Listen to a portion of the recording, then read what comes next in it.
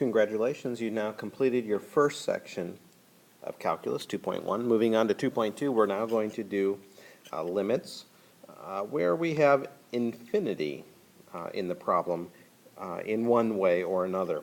Now we've already done problems like this in 2.1 where we have x is approaching 2. X is approaching 2. Now remember, if you can plug in and substitute 2 without a divide by 0 problem, then you can go ahead and do that. And in this case, we can do that. We get 2 squared plus 5 is 4 plus 5 is 9. So the answer would be 9. Apparently this graph is approaching the point 2 comma 9. As x approaches 2, the y value is approaching 9. All right, now we're going to introduce some infinity into this problem. So let's move on. First one is called a finite limit. The word finite means a number. So this thing is going to have a numerical limit. It's going to have a number for a limit. And x is going to be going way to the right, really big or really small, really negative. Okay, and this is also called end behavior. As the x gets hugely positive, what's happening with the y? Or as the x becomes hugely negative, what's happening with the y? These are called limits or end behavior because they're at the far right or far left of the function. Now we've talked about before how as x approaches infinity, the fraction 1 over the input approaches 1 over infinity, which is 1 over really huge. It's like dividing one pizza by the entire population of the planet. Everybody's going to get pretty much 0. So we say this is approximately 0, so we say that the limit really is 0. So the limit as x approaches infinity on the function 1 over x is, that means equal sign, 0. We have to kind of use our head and imagine plugging infinity in there and ask ourselves what is this machine doing way to the right there as x approaches infinity. And we did this sort of stuff last year. And it takes a little bit of getting used to, how to think about the function as this machine and what's going on with the outputs of the machine as our inputs approach infinity. All right, let's move on. This is something also we saw previously, I think last year. We talked about a new definition of a horizontal asymptote, and that is it's a y value, we'll call it b. It's a y value that the function is getting really close to, way on the right or way on the left. So one of the definitions of an asymptote is the limit on the function as x goes to infinity is a number. Then we say there is a horizontal asymptote at y equals b. There's a horizontal asymptote at y equals b if the limit as x goes to infinity or negative infinity is a finite number. This is an example of a finite limit, and it means there's a horizontal asymptote on the function there. All right, let's move on. Here's some examples of infinite limits as x approaches a number. So this is a little bit different, you see that there's an actual number there, not infinity. However, let's graph this. You remember this from last year. It's called a hyperbola. It's split up there. We have a discontinuity at x equals 0, a discontinuity at x equals 0. Now let's think about as we approach 0, x equals 0, from the right, we are traveling up to the ceiling, so that's called infinity. However, from the left, we are traveling down into the bowels of the earth here, way to negative infinity as we approach 0 from the left. So we're going to put the answer as negative infinity for that limit. So you see here we have an infinity in the problem. It just happens to be in the answer instead of in the limit itself. So these are called infinite limits with a finite bound, I guess you would say. But these are called infinite limits as x approaches a finite value. All right, let's move on. And here's a new definition of infinite or vertical asymptotes. They involve infinite limits. As we approach a finite value like 3, if the function is heading up to infinity, or negative infinity, then we must have a vertical asymptote there.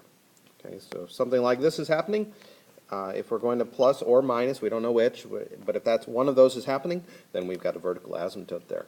Really nothing more difficult than that in this page. All right, let's continue on. End behavior. End behavior is where you think about like this red function f, and you say, hey, what's this thing acting like in the extreme? What are the outputs starting to look like?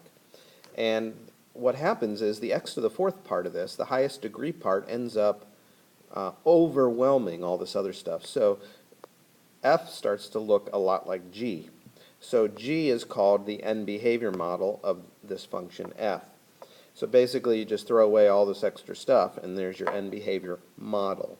The word model means finding an actual function that this original function is approaching. It turns out this is actually an asymptote, and it's a curved asymptote. So this g is a function, it's a x to the fourth function that this red one is approaching but never actually touching. But in very large values of x, the red one will look a heck of a lot like the green one. All right, let's move on. That's end behavior. Here's another definition of end behavior, and that is that as we go and imagine putting a gazillion or negative gazillion into this fraction, it's basically going to be 3x to the fourth divided by 3x to the fourth. And the reason is because all this other stuff really doesn't matter in the extreme. So this all ends up equaling 1. So if this happens, if the limit as x goes to infinity, or plus infinity, of this ratio is 1, then what we say is that 3x to the fourth is an end behavior model for this red one up top. That's another way to determine whether 3x to the fourth is indeed an end behavior model. All right, let's move on. Okay, here we have a function f. All right, it's got a fifth degree on the top and a second degree on the bottom. Polynomial. So the question is what is the end behavior model here? Well, I think 2x to the third over 3 would be the end behavior model. You simply simplify this. So it'd be 2/3 x to the third would be your g of x. That would be your end behavior model. It's really as simple as that. You just throw away all this extra stuff and then simplify, and that's your end behavior model.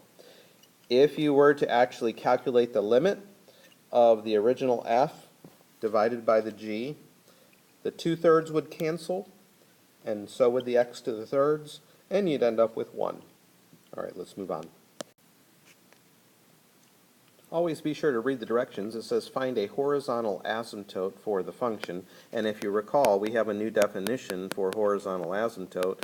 If in the extreme a function is approaching a number, we could call it b or c, then that is y equals c is the horizontal asymptote. So the question here is, if we take the limit of the function, is it approaching a number? Well, 4 over 3x is your end behavior model. So what is 4 over 3 times infinity? Well, that's essentially 0. So the value of the limit is 0. 4 divided by a gazillion would be 0. So we have a horizontal asymptote happening. It's the x-axis at y equals 0. The line y equals 0, is a horizontal asymptote. Apparently this function is coming in for a landing or carefully approaching from below the x-axis. All right, let's move on. Last slide. All right, at this point, this is going to become an audience participation. I need you to pause the video and try these 3 problems. Notice that they are the 3 possibilities. The one where the degree on the top is bigger than the bottom, one where the degrees are the same, and one where the degree on the bottom is the biggest. And notice they're all infinite limits where the bounds are plus or minus infinity. So you need to find a winner, and then imagine plugging 1,000,000 in and telling me what the fraction would be really close to. Alright, so pause the video and give it a try. Alright, well let's see how you did. The end behavior model here, g of x would be 7 over 2x. Looks like the top is winning here. The top wins, so this equals infinity or negative infinity, depending on whether you plug positive or negative infinity in.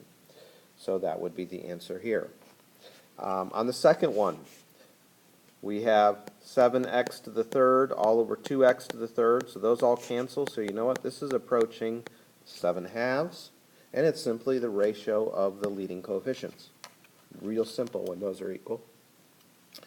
When you're involving an infinite limit and the bottom wins, the answer is always 0.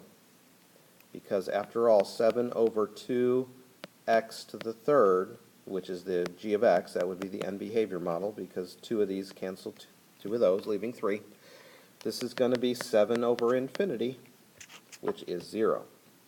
So raise your hand if you got all 3 right, and hopefully you're raising your hand. All right, good luck on the homework. Take care.